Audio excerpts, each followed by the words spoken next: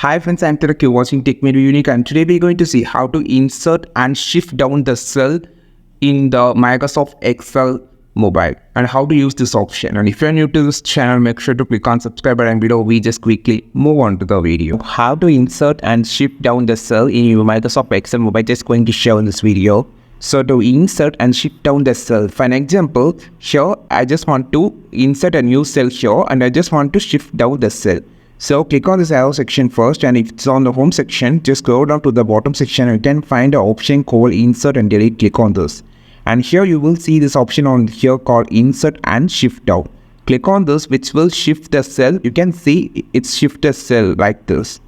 So if you want to shift this 2 cell, like I just want to shift this 3 cell, so click on this, select the cell first and click on the insert, and you just want to click on the insert and shift down cell, which will insert a new 3 cells and shift down the 3 cells to the downward side.